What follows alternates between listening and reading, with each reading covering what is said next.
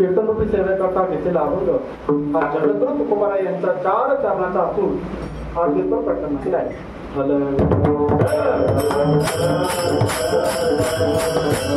तत्पूर्वी हा झालेला नाम महोत्सव म्हणा, कीर्तन महोत्सव म्हणा, तर कीर्तनरूपी नाम महोत्सव म्हणा किंवा नाम रूपी कीर्तन महोत्सव म्हणा, हा आज या ठिकाणी ब्रह्मलीन सद्गुरू मोदे बाबा यांच्या षष्ठ म्हणजे 6व्या पुण्यस्मरणनिमित्त हा कार्यक्रम नाव.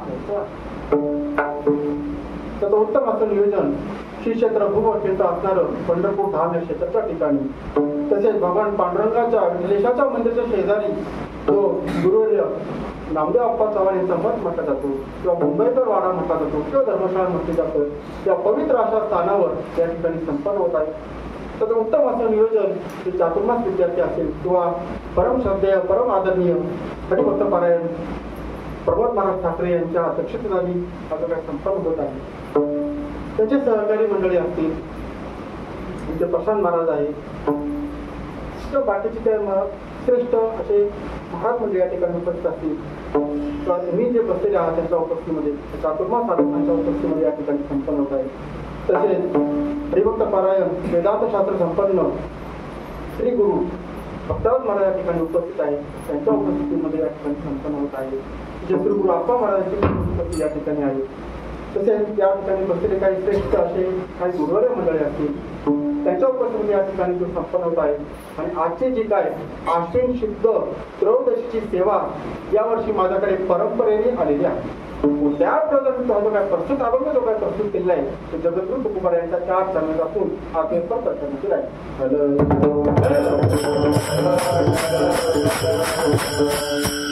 थोडस डोळ्याचा प्रश्न आहे.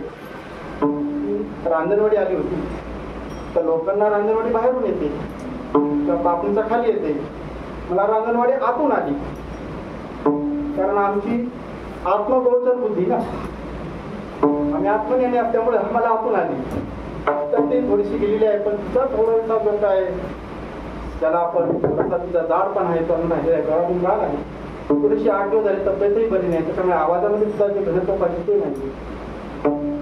असं असलं करा नाही तर सगळे लोक त्या डोळ्याकडेच बघतायत. एक लोकांनी विचारलं पण मला डोळ्याला काय झालं, कारण फोटोमध्ये वेगळे दिसतात पण इतर वेगळा दिसतोय असं.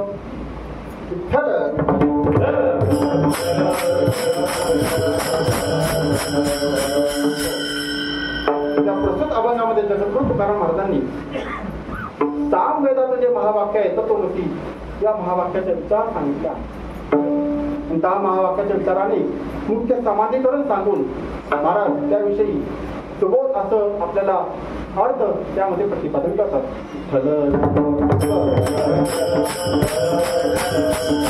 या प्रस्तुत अभंगामध्ये जगद्गुरु तुकाराम महाराज सांगतात की आत्म्याचे अमरत्व आणि ब्रह्मरूपत्व त्यांनी सांगितलेलं आहे.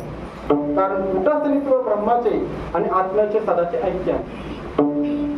कारण परस्पराचा परस्परांशी अभेद आहे आणि असा हा परस्परांशी अभेद असल्याकारणे मुख्य समाधीकरण करा म्हटलेलं आहे. म्हणजे कुटस्थ आत्म्याचे आणि ब्रह्माचे मुख्य समाधीकरण आहे. कारण शास्त्रामध्ये ज्याच्या त्याच्याशी मुख्य अभेद असतो, ज्याच्या त्याच्याशी सदाच ऐक्य असतं त्याला मुख्य समाधीकरण असं म्हटलेलं आहे. कुटस्थनित्व ब्रह्माचे ऐक्य आहे असं असल्याकारणे त्याचं मुख्य समाधीकरण आहे. परस्परांशी जो अभेद सांगितलेला आहे तो जर आत्मविषयाने जर विचार केला झाला तर त्या परब्रह्माविषयी अपरिच्छिन्नतेची जी भावना आहे ती आपली जागृत व्हावी. म्हणून सध्या आपली भावना काय तर परमात्म्याविषयी परिच्छिन्नतेची आणि देवत्वाविषयी जी काय परोक्ष ज्ञान आहे ते निवृत्त व्हावं, ते नाहीचं व्हावं आणि त्या आत्म्याचे त्या परब्रह्म असा व्यापक जो परब्रह्म आहे त्याच्याविषयी अपरिच्छिन्नतेची आणि देवत्वाविषयीची अपरोक्ष ज्ञानाची आणि प्रत्यक्ष ज्ञानाची आपल्याला प्राप्तता व्हावी याकरता जगद्गुरु तुकाराम महाराज या प्रस्तुत अभंगामध्ये सामवेदाचं जे महावाक्य आहे तत्वमसी याचा थोडासा आपल्याला अर्थ प्रतिपादन करतात.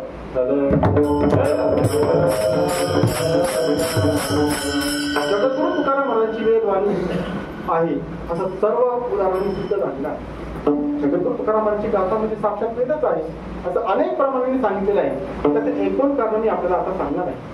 कारण विविध त्या प्रवचनांनी विविध ही कारणे येत असतात. जगद्गुरु तुकाराम महाराजांची गाथा ही साक्षात वेदच आहे. स्वतः जगद्गुरु तुकाराम महाराज म्हणतात की वाचा बोलो वेद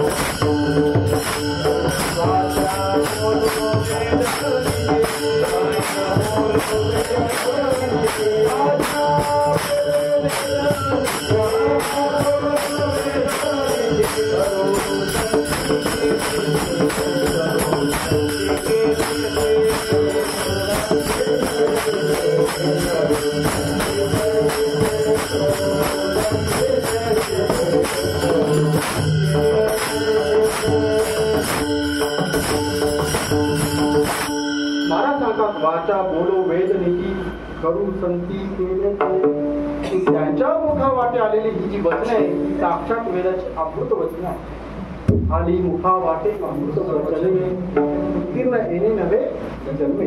आता एक दुसरा त्यातील महत्व भाग असा की जगद्गुरु तुकारामांची अभंग संहिता अभंग गाथा ही साक्षात वेदच आहे. म्हटलं का वेद हे एकंदरीत 4 आहे. 4 वेदाची 4 महावाक्य आहे. 4 वेदाची 4 महावाक्य आहे. तसं बघायला गेलं तर वेद हा एकच आहे. पण भगवंताला ज्यावेळी जाणण्याचा विषय झाला त्यावेळी जी काही शाखा पडल्या आहेत त्यातील 4 प्रधान शाखा पडल्या आहेत त्यातील हे 4 वेद आहेत. त्या 4 वेदाची 4 महावाक्य आहेत. 4 वेदाची 4 महावाक्य कोणती? ऋग्वेदाचा आहे प्रज्ञानम ब्रह्म, यजुर्वेदाचा आहे अहम ब्रह्मास्मी, सामवेदाचा आहे तत्वमसी, अथर्ववेदाचा आहे अयमात्मा ब्रह्म आणि उपनिषदाचा आहे सर्व खनिजं ब्रह्म. आता या 4 वेदाची महावाक्य आहेत आणि उपनिषदचं महावाक्य आहे.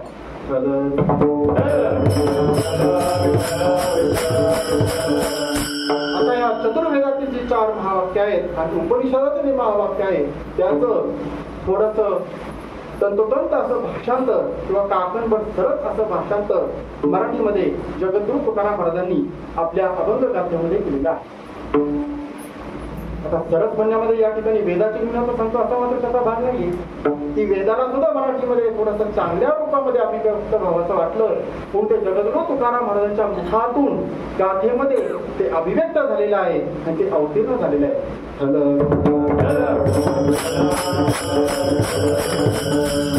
जगद्गुरु तुकाराम महाराजांच्या गाथेमध्ये या 4ही वेदाचे महावाक्य आणि उपनिषदच्या महावाक्याचं विवेचन केलेलं आहे. त्याचा थोडक्यात आढावा असा की सर्व खनिजं ब्रह्म हे उपनिषदाचं महावाक्य आहे. यामध्ये सर्व जगतामध्ये ब्रह्मरूप करता असं त्यामध्ये विषय आलेला आहे की हे जगत ब्रह्मामध्ये उत्पन्न होतं त्याच्यातच लीन पावतं आणि त्यामध्ये स्थिर राहण्याचा ते प्रयत्न चेष्टा करतात. छांदोग्य उपनिषदामध्ये 6व्या अध्यायामध्ये किंवा 3ऱ्या अध्यायामध्ये शांडिल्य विद्या या प्रकरणामध्ये सर्व जगतामध्ये ब्रह्म उपासना या विषयाअंतर्गत त्याचं पूर्ण विवेचन आलेलं आहे. जगद्गुरु तुकाराम महाराज आपल्या गाथेमध्ये याचं भाषांतर करताना असं लिहितात, तुका म्हणे हा तो सर्वांचा जनिता, सर्व जगाचा जनिता असं म्हटलं आहे.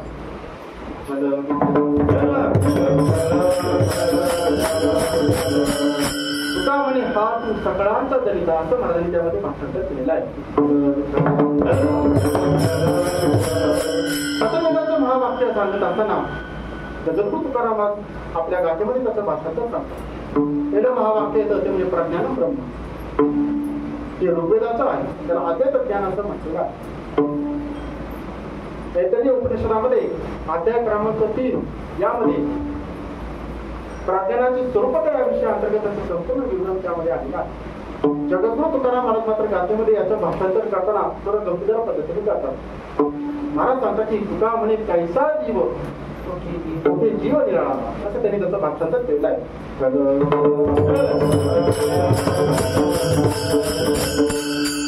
ऋग्वेदाचं दुसरं जर सांगायचं झालं तर वेदाचं दुसरं महावाक्य आहे ते म्हणजे अहम ब्रह्मास्मी, हे यजुर्वेदाचं महावाक्य आहे.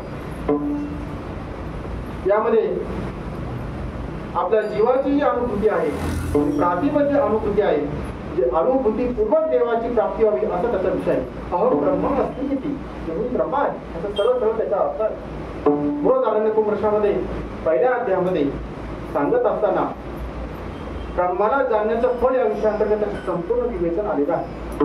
जगद्गुरु तुकाराम महाराज याचं भाषांतर करताना लिहितात की मी वासुदेव तत्वता, मी वासुदेव वासुदेव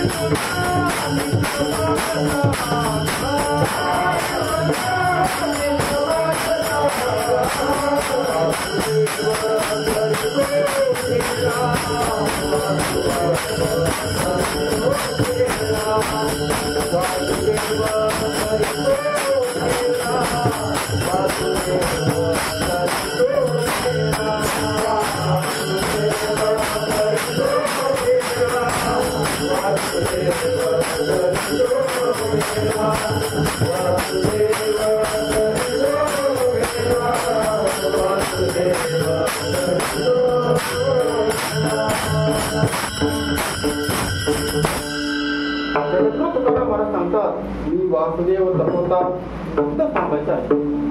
त्या एका चरणातच त्यांनी अहम ब्रह्मास्मी हा महावाक्याचा आपल्याला अर्थ सांगितलेला आहे. तो इतका तंतोतंत त्यांनी त्याचा अर्थ सांगितला की वेदालाही ते वाचल्यावर असं वाटतं की हा असा तंतोतंत अर्थ असला पाहिजे, काही चूक नाही काही. कारण काही वेळा तंतोतंत भाषांतर हे करता येत नाही. जगद्गुरु असल्या कारणाने, साक्षात महाविष्णूचा अवतार असल्या कारणाने जगद्गुरु तुकाराम महाराजांच्या मुखातून ती वासुदेव तत्वता असं अहम ब्रह्मास्मी अयोग्य रीतीने तत्वंत असं भाषांतर त्याच्या मुखातून अभिव्यक्त झालेलं आहे.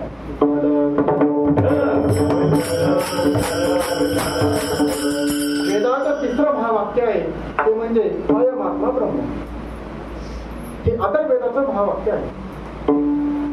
त्याच्यामध्ये त्यांनी ईश्वराला ब्रह्मत्वाने साक्षात्कार असं सांगितलेलं आहे. अयमात्मा ब्रह्म म्हणजे काय, तर हा आत्मा ब्रह्म आहे असा सरळ सरळ त्याचा अर्थ आहे. हा तो आत्मरूपी असणारा ब्रह्म चतुष्पाद आहे. चतुष्पाद म्हणजे ज्ञान सौकर्यासाठी ज्या काय ब्रह्माच्या अखंडार्थ ब्रह्मात्म्याच्या ज्या काय 4 पाद पडले त्याला चतुष्पाद म्हटलेला. विश्व, तेजस, प्राज्ञ, चौथा आहे तुरीय म्हणजे तुर्यागा अवस्था. विश्व, तेजस, प्राज्ञ हे उपाधिकृत असून करण उत्पत्ती धारक आहे. चौथी तुरीय, तुर्यागा किंवा आत्मज अवस्था ज्याला म्हटलं जातं किंवा तुर्यागा अवस्था ज्याला म्हटली जाते ती उपाधी सापेक्ष असून कर्म उत्पत्ती धारक आहे. त्याला चतुष्पाद असं म्हटलं आहे. मांडूकोपनिषदेमध्ये पहिल्या अध्यायामध्ये सर्व जगतामध्ये ब्रह्म उपासना या विषयाअंतर्गत किंवा परमात्माचं साक्षात्कार अखंडात्मक विवेचन या विषयाअंतर्गत त्याचं विवरण हे आलेलं आहे. जगद्गुरु तुकाराम महाराज याचं भाषांतर करताना एका ठिकाणी स्वच्छ लिहितात, तुका म्हणे हा तो स्वयं परब्रह्म. एवढंच म्हणायचं आहे, पुढं म्हणायचं नाही. तर यामध्ये अयमात्मा ब्रह्म याचं स्थानिक भाषांतर लिहिलं आहे.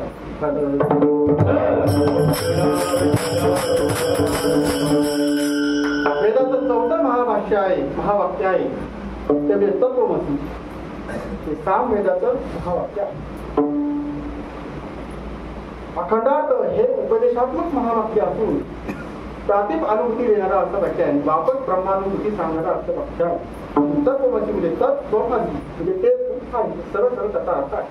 छांदोग्य उपनिषदामध्ये 6व्या अध्यायामध्ये त्यांनी सुषुप्ती काळातील जीवाच्या स्थितीत उपदेश या विषयाअंतर्गत त्याचं विवेचन केलेलं आहे. जगद्गुरु तुकाराम महाराज अनेक ठिकाणी गाथेमध्ये याचं भाषांतर करतात. इतर ठिकाणी महाराज म्हणतात, न झाला प्रपंच आहे परब्रह्म, अहम स्वम ब्रह्म आकळले, तत्वमसी विद्या ब्रह्मानंदी सांग, याची झाला अंग तुका आता.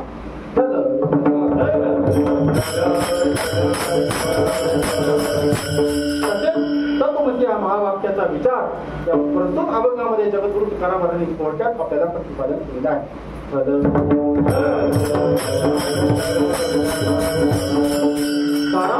जगद्गुरु तुकाराम महाराजांची गाथा ही साक्षात वेदच आहे. मूर्तिमंत वेद हा साक्षात मराठीमध्ये अवतीर्ण झाला, अभिव्यक्त झाला, हे तुमच्या लक्षात येईल. तर भगवंत कसा आहे? निर्गुण निराकार आहे. आता जगद्गुरु तुकाराम महाराज सांगतात, मन वाचातीत तुझे स्वरूप, असं त्याचं वर्णन केलेलं आहे. पेपर उपनिषदामध्ये यतो वाचतो निवर्तनते असाप्य मनसा असं त्याचं वर्णन केलेलं आहे. श्रुती माता सांगते येतात अतिशय अनिर्लोक अग्रहाय्य असं त्याचं वर्णन केलेलं आहे. स्वतः संत गणेश महाराज अभंगमध्ये सांगतात, नाही रूपवर्ण गुण देते असं त्याचं वर्णन केलेलं आहे. माऊली हरिपटामध्ये सांगतात की अभ्यक्त निराकार नाही ज्या कारण असं त्याचं वर्णन केलेलं आहे. असा असणारा जो परमात्मा आहे, निर्गुण निराकार असा जो असणारा परमात्मा आहे, तो परमात्मा भक्ताच्या भावनेच्या आणि भक्तीच्या बळामुळे सगुण साकार रूपतेला आलेला आहे, व्यक्त रूपाला आलेला आहे. जगद्गुरु तुकाराम महाराज सांगतात, अव्यक्त ते आकारले रूप आले गुणवंत. हे ज्याप्रमाणे आहे अगदी त्याचप्रमाणे संस्कृत मध्ये असणारा जो वेद आहे, स्वरादी गुणांच्या विशिष्ट अशा गुणांमध्ये असणारा जो वेद आहे, तो जगद्गुरु तुकाराम महाराजांच्या मुखा करवी अभंग गाथेमध्ये हा अवतीर्ण झालेला आहे, हा विलंब झालेला. या प्रस्तुत अभंगामध्ये दिसायला जरी अल्प शरीराचा असता, छोट्या अर्थाचा जरी असता, तर त्यामध्ये तत्वमसी हा महावाक्याचा विचार त्यांनी प्रतिपादन केला आहे. आणि त्यामागे असणारा तत्व पदार्थ शोधनम हा विचार त्यांनी प्रतिपादन केला आहे. जगद्गुरु तुकाराम महाराजांची भाषा अतिशय सत्य आहे. अभंग गाथेमध्ये हा जरी क्रमवार जरी दिसत नसला, त्या प्रसिद्ध अभंगामध्ये हा जरी क्रमवार जरी दिसत नसला, तरी गाथेमध्ये अनेक ठिकाणी याचं विवेचन त्यांनी केलेलं आहे. पण नुकताच या अभंगापुरतं बोलायचं झालं तर दोन पदार्थ आणि तत्पदार्थाचं याचं विवेचन महाराज या अभंगामध्ये करतात. त्या मागे असणारे तत्व पदार्थ शोधन याचा साधन विचार महाराज सांगतात. आणि हा साधन विचार त्यांनी थोडक्यात शेवटच्या चरणामध्ये प्रतिपादन केलेला आहे.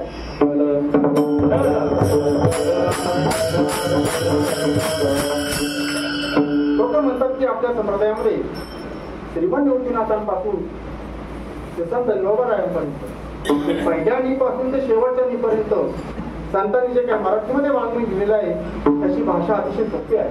तर ते अगदी सोपं आहे. हा, एका अर्थाने त्यांचं म्हणणं बरोबर आहे, पण तत्वतः जर विचार काय झालं तर त्यांचं म्हणणं हे बरोबर नाही. कारण त्यामध्ये तत्व मात्र अतिशय कठीण आहे. संतांनी भाषा वापरली, सोपी वापरली, इतकी भाषा सोपी वापरली, इतकी भाषा सोपी वापरली तर कुणाला काही न करता सगळ्यांना मला सगळं कळलं असा भ्रम झाला. कोणता भ्रम झाला? कुणाला काहीही न करता सगळ्यांना मला सगळं कळलं असा भ्रम झाला. भाषा इतकी सोपी वापरली आहे, पण त्यामध्ये तत्व हे अतिशय अवघड वापरलेलं आहे. अवघड असं तत्व आहे की त्यामध्ये इतकं तत्व अवघड वापरलं की एखादा पंडित त्यामध्ये जर शिरला त्याला बाहेर पडता येत नाही.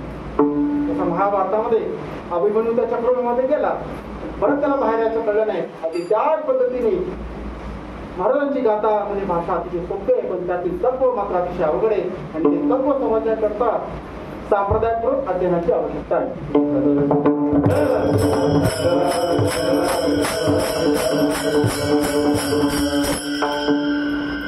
याकरता आपल्याला सांगतोय की आपला जो भागवत संप्रदाय आहे, वारकरी संप्रदाय आहे, जो वैष्णव संप्रदाय आहे, तो उत्तर मीमांसा वेदांत दर्शनातील उत्तर मीमांसा या दर्शन शास्त्रकारातील अद्वैत तत्वज्ञानाच्या वैशिष्ट्यावर आधारित आहे. बाकीच्या दर्शन शास्त्रात सुद्धा अभ्यास झाला पाहिजे. आस्तिक दर्शनाचा अभ्यास झाला पाहिजे, न्याय, वैशेषिक, सांख्य, योग, पूर्वमीमांसा यांचा अभ्यास झाला पाहिजे. नास्तिक दर्शनाचा सुद्धा अभ्यास झाला पाहिजे. चार्वाकांचा अभ्यास झाला पाहिजे. जैन बौद्ध मताचा अभ्यास झाला पाहिजे. मी स्वतः याचा अभ्यास केला आहे किंवा करतो आहे. दर्शन तत्व मला त्याची घेतलेली आहे. याकरता आपल्याला सांगतोय, मी जर बौद्ध मतातील त्रिपिटकाचा सिद्धांत तुमच्या समोर मांडला तर तुम्हाला वाटतं की एखादा बौद्ध बोलतो की काय. इतका सूक्ष्म अभ्यास झाला पाहिजे. सर्व दर्शन शास्त्रकारांनी चितविलासवाद सांगितला. त्या चितविलासाचे खंडन व मंडन इतिहासामध्ये संत श्रेष्ठ ज्ञानेश्वर महाराजांच्या नंतर हे आतापर्यंत कोणीही केलं नाही. सांगतात मात्र सगळं आहे, सर्व संतांनी विद्वांनी चितविलासवाद सांगितला आणि त्याबद्दल अनेक श्रवणही झालेले आहे. पण त्याचं खंडन फक्त संत श्रेष्ठ ज्ञानेश्वर महाराजांनीच केलेलं आहे. आणि ते खंडन वाचल्यानंतर त्या चितविलासवाद्या वाद्यांनीही तोंडात पोटं घातले की इतकं सूक्ष्म कसं असू शकतं. सांगण्याचा हेतू असा आहे की विरोधी पक्ष असताना काय झालं त्याचा सुद्धा अभ्यास झाला पाहिजे. म्हणजे तत्व आपण सांगावं, ते उलट करून सांगावं, त्याचं खंडन करावं, पुन्हा त्याचं मंडन करावं. गाथेमध्ये भाषा अतिशय सोपी आहे, पण तत्व मात्र अतिशय अवघड आहे. ते कळण्याकरता सामर्थ्यपूर्वक अध्ययनाची आवश्यकता आहे. उदाहरण जगद्गुरु तुकाराम महाराजांच्या गाथेमध्ये एक अभंग आहे, हरिहरा भेद नाही करू नये वाद. यामध्ये महाराजांनी समाहार द्वंद्वाचं विवेचन केलेलं आहे. समाहार द्वंद्वाचं विवेचन हे पुराणामध्ये आलं आहे. त्यानंतर जगद्गुरु तुकाराम महाराजांनी आपल्या अभंगामध्ये केले आणि त्या प्रस्तुत ह्या ज्या हरिहरा भेदामध्ये त्यांनी सांगितलेला, त्याच्यामध्ये त्यांनी सांगितलेलं आहे समाहार द्वंद्व हा माझा विभूती आहे. स्वतः भगवत श्रीमद भगवद्गीतेचे 10व्या अध्यायामध्ये विभूती वर्गामध्ये सांगतात की द्वंद्व समासिक सत्य असं त्यामध्ये त्यांनी पुष्कळ वर्णन केलेलं आहे. पण लागूपुरता उतार आपलं सांगत झाला तर लागूपुरता उतार हा की महाराज सांगतात की हरिहरा भेद नाही करू नये वाद. भाषा सोपी आहे पण त्यामध्ये तत्व अवघड आहे. लोक म्हणतात संतांनी अवघडाचं सोपं केलं, पण सोपं त्या मागे असणारं जे सोपं तत्वज्ञान आहे ते मात्र अवघड सांगितलं. तर ते तसं नाही. ज्या कोणी एका अवघडाचं संतांनी सोपं केलं पण त्या मागे जे अवघड असणारं तत्व हे तर दिसतच ना, तिथं अनुभवाला येतच ना. पण अवघडाचं सोपं करणं अवघड आहे, अवघडाचं सोपं करणं अवघड आहे. पण सोप्या मागे असणारं जे काय अवघड तत्वज्ञान आहे ते सोपं करून सांगणं ते त्यापेक्षा सोपं आहे. त्यापेक्षा सोपं म्हणण्याचे कारण असं त्याकरता सामर्थ्यपूर्वक बनण्याची आवश्यकता आहे, अध्ययनाची आवश्यकता आहे.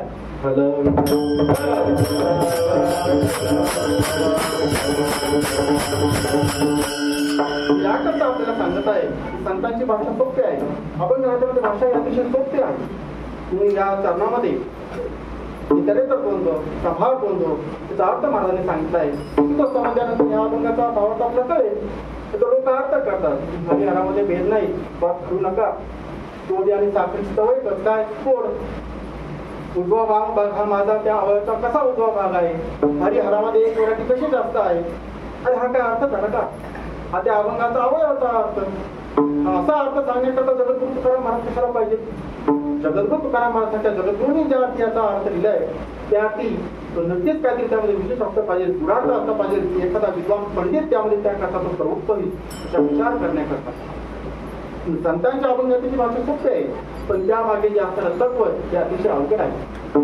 की द्वंद्व समासिक यामध्ये स्वतः भगवंत सांगतात की समाहार द्वंद्व आणि इतर द्वंद्व हा माझा कसा विभूत आहे ते सांगण्याकरता जगद्गुरु तुकाराम महाराजांनी हरिहरा भेद यामध्ये समाहार द्वंद्वाचं विवेचन हे अनेक दृष्टांतांनी प्रतिपादन केलेलं आहे. तुम्हाला कळलं तर जगद्गुरु तुकाराम महाराजांच्या व्याकरणाच्या ज्ञानाची आतील खोली आहे तुम्हाला कळलं. भाषा सोपी आहे पण अर्थ अतिशय अवघड आहे. ज्या पद्धतीने आहे ना त्याच पद्धतीने या प्रस्तुत अभंगामध्ये जगद्गुरु तुकाराम महाराज तत्वमसी हा महावाक्याचा विचार आपल्याला सांगतात.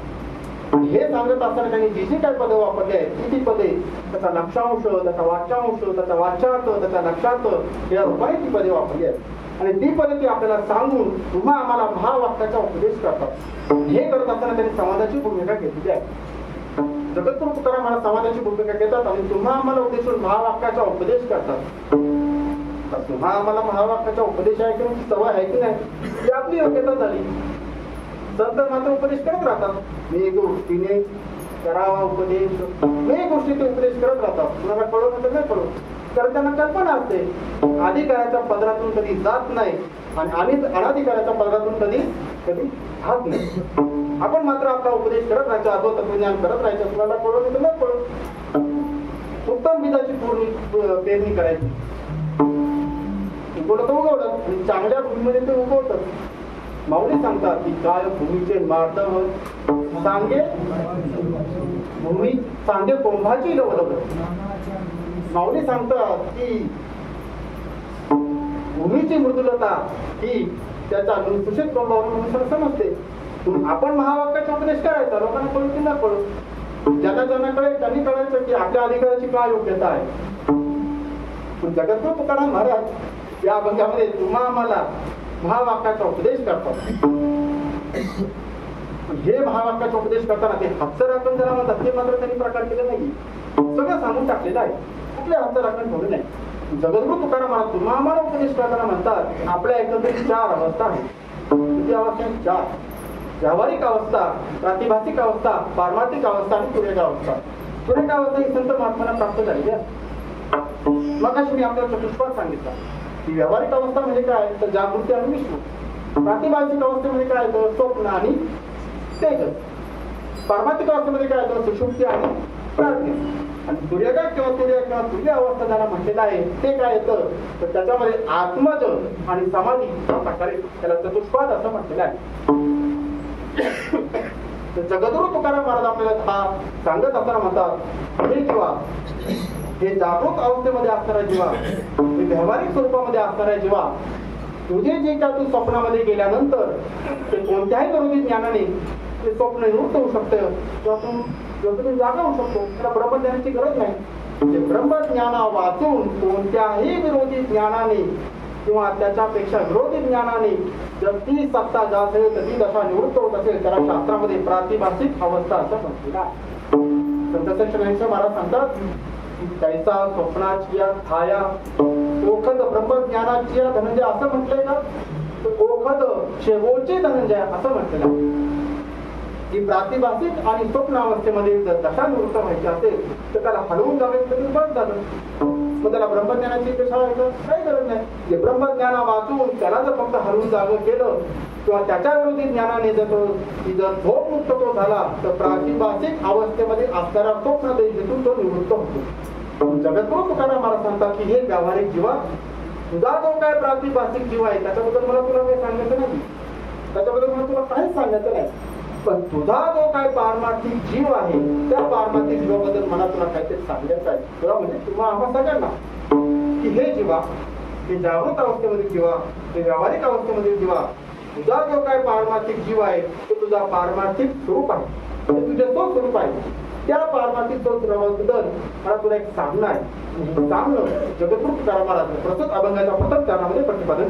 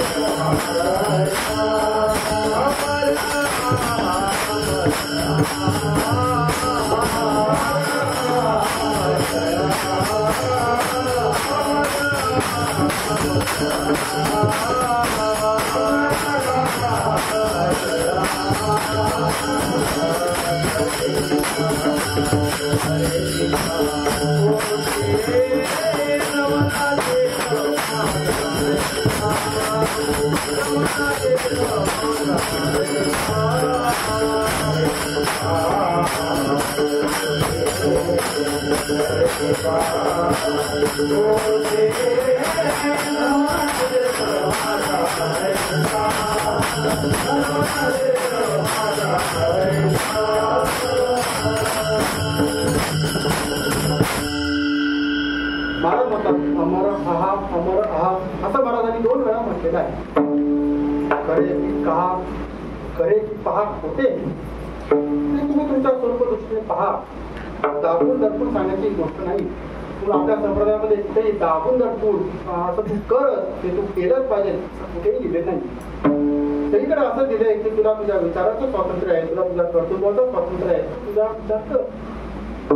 महाराज तिथे 2 वेळा असं म्हणतात की अमर आहात अमर आहात.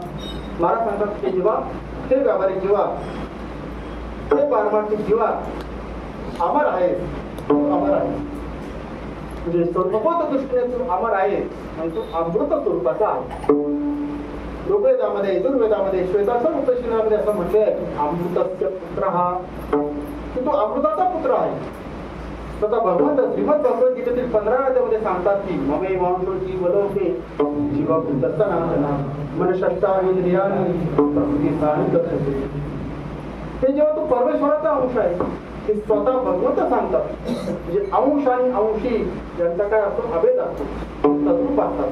त्याचा अवयव आणि अवयवांचा भेद असतो, त्याच्यामध्ये भेद असतो थोडासा असतो, पण सर्वभूत दृष्टीने विचार करायला गेलं त्यामध्ये कोणताही भेद नसतो, तो अभेद आहे. आणि त्याच पद्धतीने जगद्गुरु तुकाराम महाराज सांगतात असं असल्या कारणाने की अमृतरूपी असणाऱ्या अमर जीवा पारमार्थिक जीवा सर्वभूत दृष्टीने तू अमर आहे, तू अमृत स्वरूप आहे.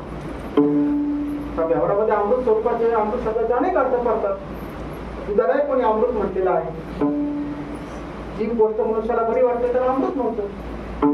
स्वयंपाक चांगला झाला नसेल तरी महाराज लोक म्हणतात अमृत जेवण झाले म्हणतात की नाही. संतांनी नामालाही अमृत म्हटलेलं आहे. एखादा मनुष्य किंवा संस्थेत 75 वर्ष पूर्ण झाली तर मग आपण अमृत म्हणतो. गोडवाणी मधुरवाणी याला अमृतवाणी म्हटलेलं आहे. पण विशेषत्व आणि अमृत शब्दाचा अर्थ असा आहे व्यवहारामध्ये अमृत शब्दाचा विशेषत्वाने अर्थ असा आहे की स्वर्गीय देवतांनी अमर होण्याकरता प्रार्थना केला एक रस होत. संत श्रेष्ठ ज्ञानेश्वर महाराज ज्ञानेश्वरीमध्ये असे लिहितात की का तिथे या त्रिभुवनी ये घडती समृदाव कहाणी नातरी अमृत रसास्वादनी रस सकळी. संत ज्ञानेश्वर महाराज सांगतात की अमृताचं आस्वादन केलं म्हणजे सर्व रसांचं आस्वादन केल्यासारखं आहे. अमृत यामध्ये सर्व रसांचा सहभाग होतो. संत ज्ञानेश्वर महाराजांनी अमृत हा शब्द अनेक ठिकाणी वापरला आहे. अमृतानुभवामधील 5वे प्रकरण सच्चिदानंद पदत्र विवरण यामध्ये स्वगत भेदाची व्यावृत्ती सांगत असताना संत ज्ञानेश्वर महाराजांनी त्याचे विवेचन केलेलं आहे. ते म्हणतात की सत्ता चिती सुख प्रकाशू सत्ता उल्हासू हे न घडती मिठांशू अमृते जिगे. महाराज सांगतात की अमृतामध्ये अमृत एकीकडे आणि त्याचा मिठांश मध्ये त्याची गोडी एकीकडे असं होऊ शकतं का? नाही होऊ शकत. असं त्याच पद्धतीने सच्चित आनंदामध्ये असं होऊ शकत नाही, वेगळेपणा होऊ शकत नाही. सत म्हणजे चित, चित म्हणजे आनंद आणि आनंद म्हणजे पुन्हा हे दृष्टांत सांगत असताना अमृताचा दृष्टांत त्यांनी हा सिद्धांत प्रतिपादन दिलाय.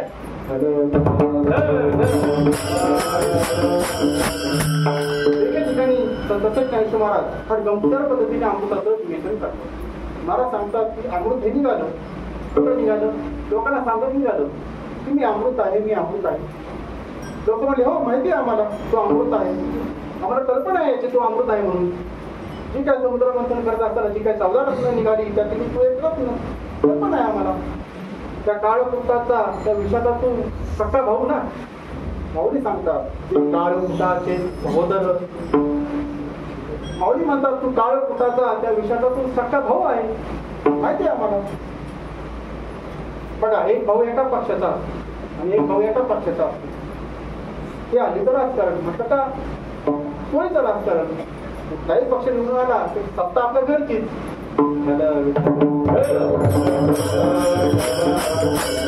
त्याचं नाव जरी अमृत असतं तरी तो सख्खा भाऊ कुणाचा आहे? त्या काळ कुटाचा भाऊ आहे, त्या विषाचा भाऊ आहे. म्हणून अमृताला अमृताचं विशेष महत्वाने काय नाही. कारण तो सख्खा भाऊ कुणाचा आहे? त्या विषाचा भाऊ आहे. त्याला अमृत म्हणून अमृतपणाने असं विशेष महत्वाचं स्थान नाही. लोक त्याचा उपवास करतात. संत ज्ञानेश्वर महाराज पुढे असे लिहितात की जे मृत्यू घेणे त्याले अमर. मृत्यू आम्हाला येऊ नये, अमर व्हावं म्हणून देवांनी प्रयत्नाने ते अमृत मिळवलं तर त्यांना ते थोडंच भेटलं. त्यांचं काही समाधान झालं नाही.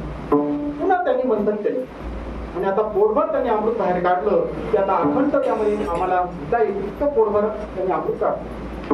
म्हणजे मृत्यू भेदे की आता आम्हाला मृत्यूचं कोणती भय नाही. मृत्यूचे भय चुकवण्यासाठी प्याले अमर. ते देवाने त्या अमृताचं प्राशन केलं.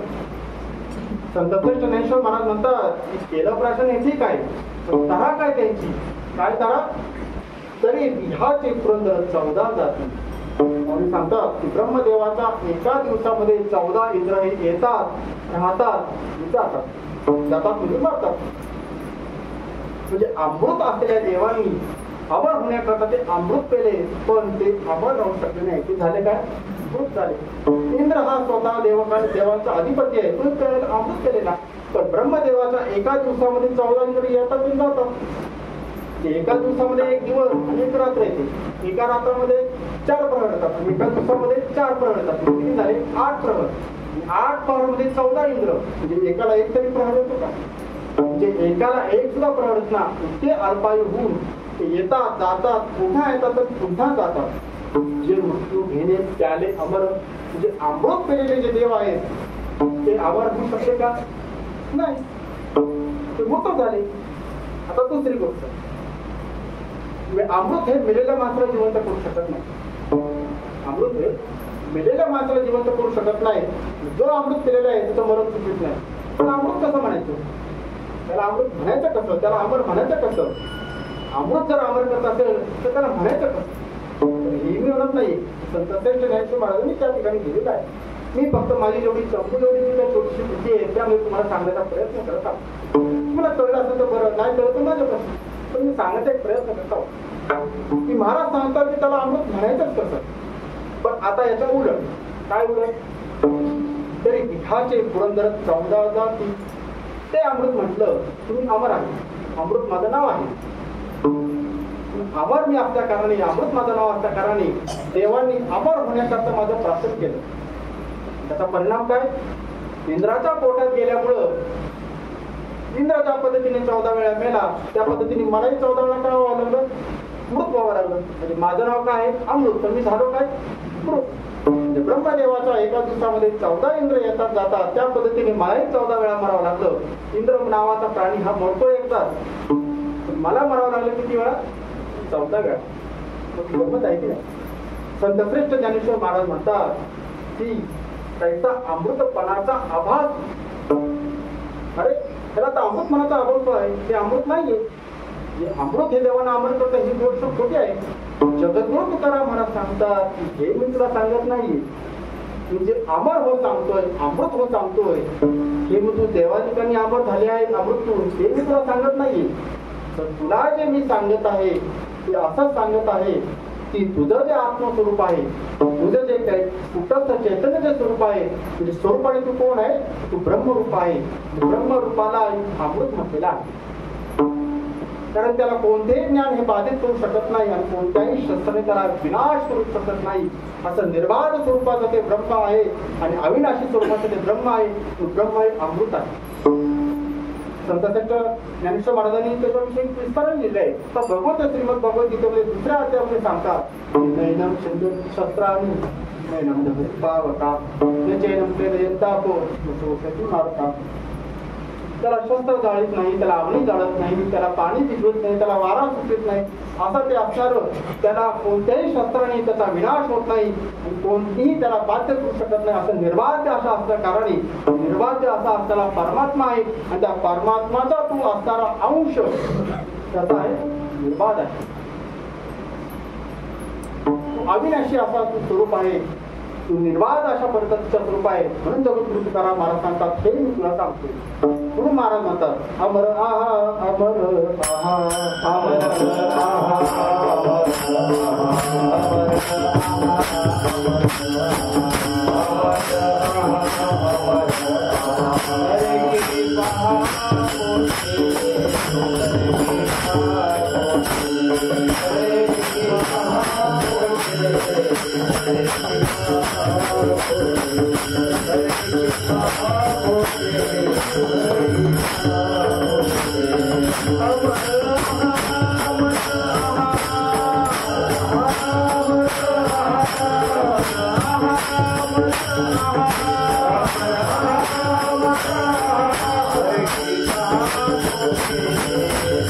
अमर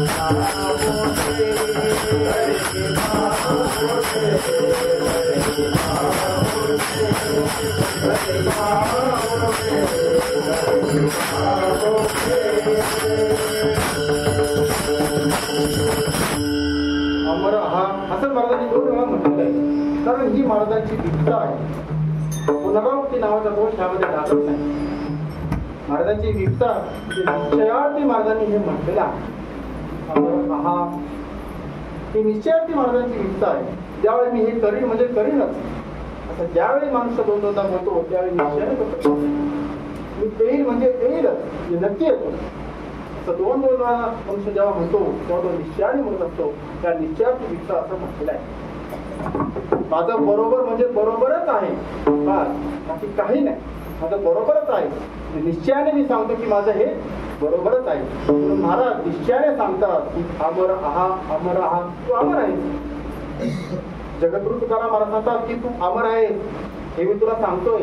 अमृताची जशी फजिती झाली तशी तुझी फजिती मी होऊन देणार नाही. अमृताची कशी फजिती झाली तर तसेच ज्ञानेश्वर महाराज सांगतात, मग दया पुण्याची पावती करे, सेवेची इंद्रपणाची उठी उतरे, आणि येऊ लागती माघारे मृत्यू लोकात. जसं त्या इंद्राला मृत्यू लोकांमध्ये यावं लागलं तसं तुला मृत्यू लोकांमध्ये यावं लागणार नाही. कसं भगवंत सांगतात 15व्या अध्यायामध्ये, जगत्वा निवर्तनते धाम परम की तू अशा परमधामाला जर प्राप्त झाला तर तुला पुन्हा आता मृत्यू लोकांमध्ये नाही. ते अमृत धाम आहे, ते ब्रह्मधाम आहे आणि ते अमरधाम आहे. म्हणून ज्ञानानेही ते बाध्य होऊ शकत नाही आणि त्याला कोणतेही शस्त्र अविनाशी म्हणजे विनाश करू शकत नाही. असे सांगण्याकरता 2 गोष्टी सांगण्याकरता महाराज सांगतात निश्चयाने की अमर आहा, अमर आहा. आता एवढं सांगून महाराज थांबले नाही, तर ती गोष्ट आपल्यालाच होती. ते म्हणतात की मी जे तुला आत्मस्वरूपाचे अमरत्व सांगितलेलं आहे, अमृतत्व सांगितलेलं आहे, ब्रह्मरूपत्व सांगितलेलं आहे, ते खरं आहे का खोटं आहे, ते सत्य आहे का असत्य आहे. मी जे अनुभूतीने तुला सांगतोय का नुसती वल्गना करतोय, वास्तविक स्वरूपाने सांगतोय, सत्य स्वरूपाने सांगतोय का आगळ बगळ निवळ पोखळ उथळ जसं एखादी मंत्री घोषणा करतो तसं तुला सांगतोय. तर ते आगळ बगळ नाहीये. मी जे तुला सांगतोय ते अत्यंत अल्प अशा अक्षरामध्ये मी संदेह अशा सत्य स्वरूपामध्ये मी सांगतो. पण एक लक्षात ठेव, मी जे तुला सांगतोय ना तू ऐकू नको. तू काय कर, तुम्ही सगळे विचारी आहात, तू काय कर, तुम्ही अंतर्मुख हो, विवेकाने तू विचार कर, त्याचं चिंतन कर आणि अंतरी डोळा लावून पहा की खरे पहा की खोटे हे, की खरे आहे का खोटे आहे पहा. ते पहा कसं, अंतर्मुखतेने पहा, विवेकाने विचार करा, तरच ही गोष्ट कळेल. तुम्ही करणार नाही. विवेक तू विचार करून पहा तर तुला कळेल.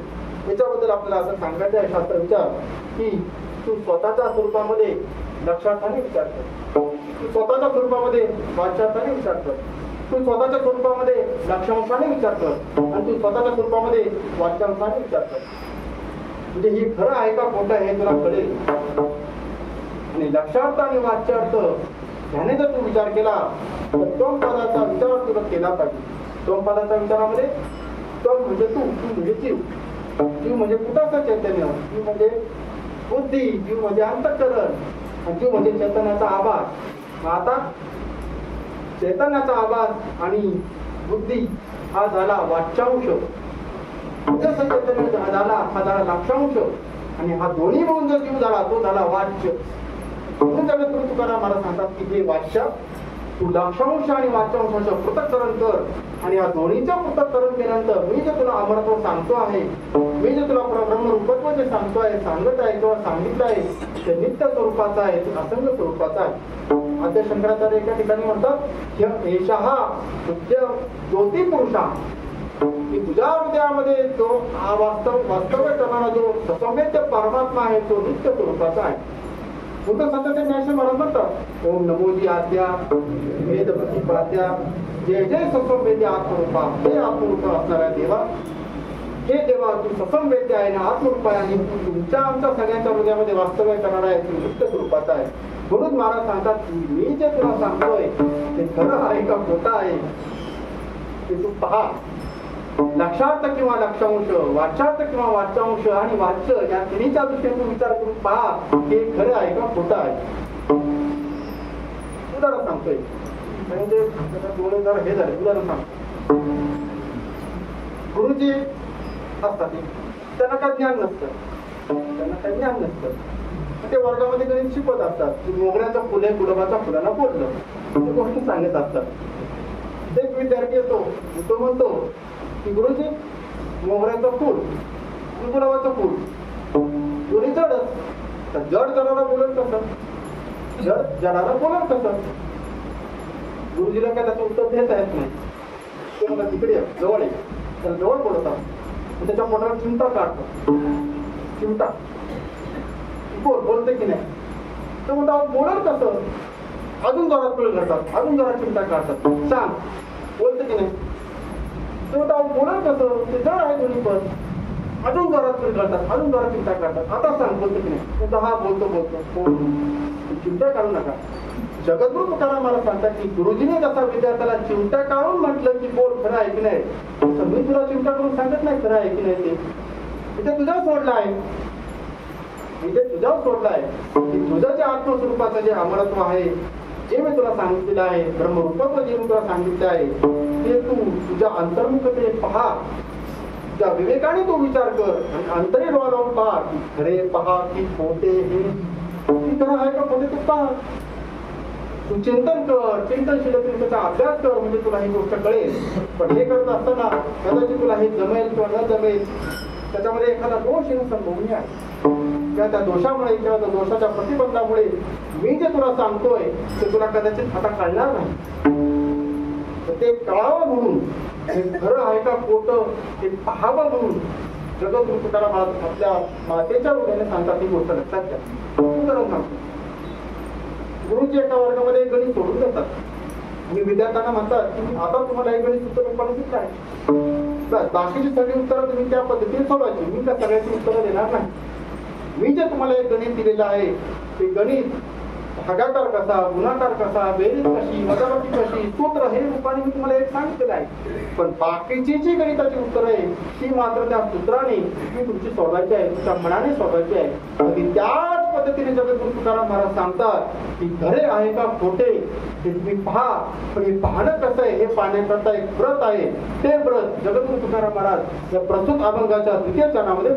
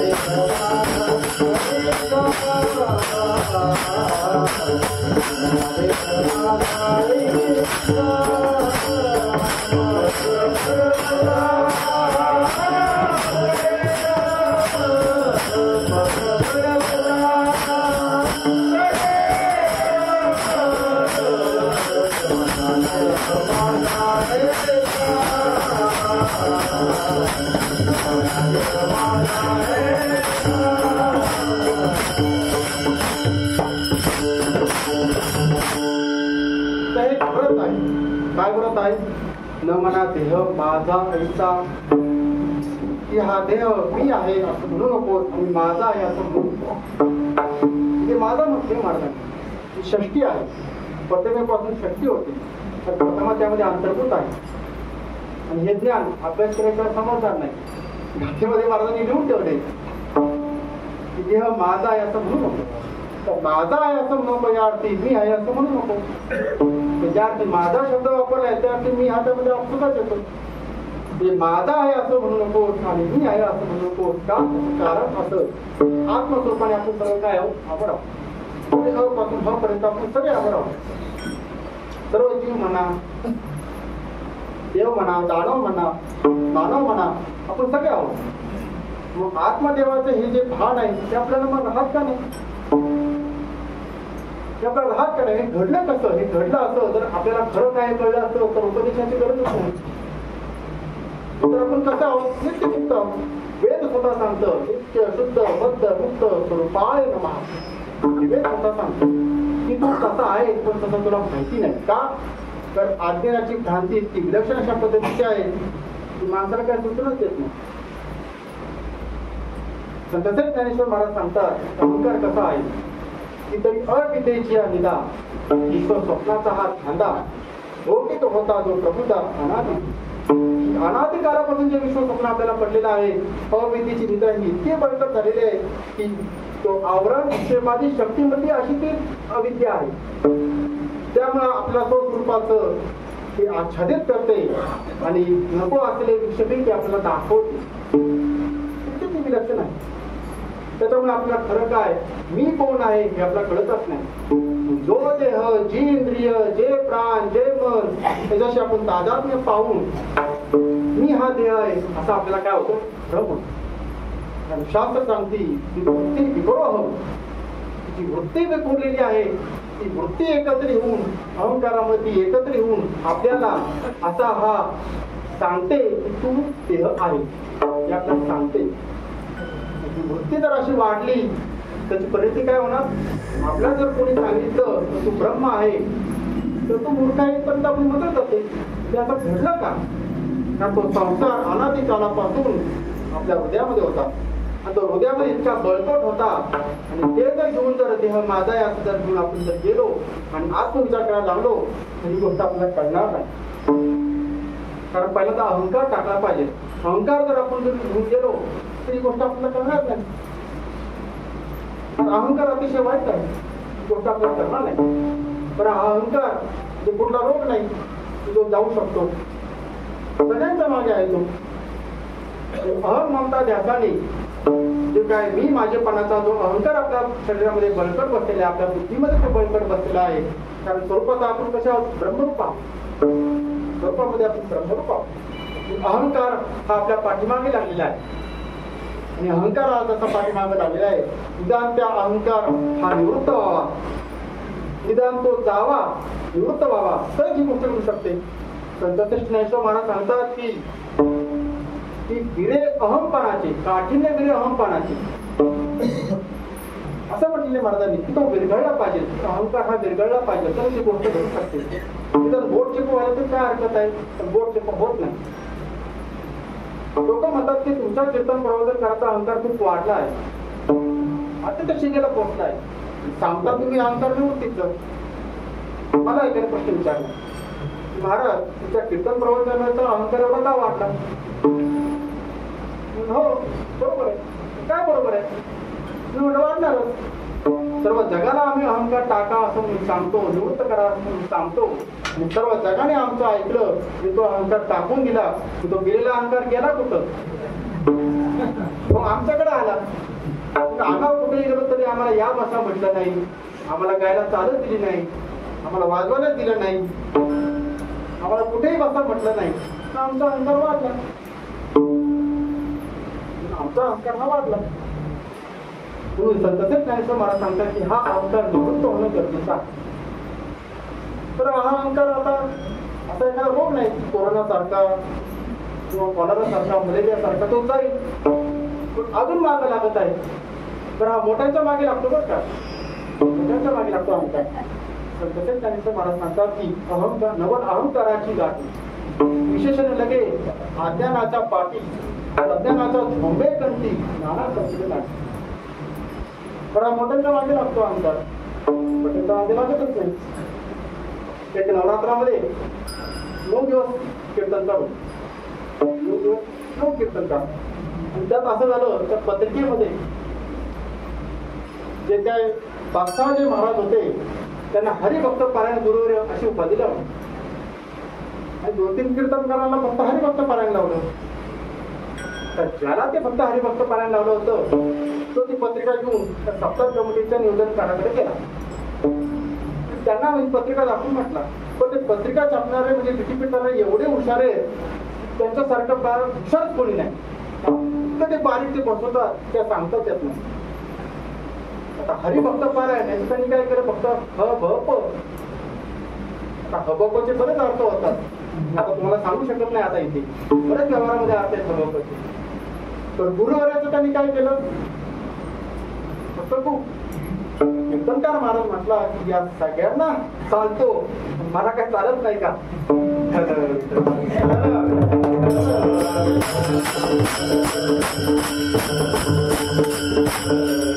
एवढा हा अहंकार वाढलेला आहे. माऊली सांगतात की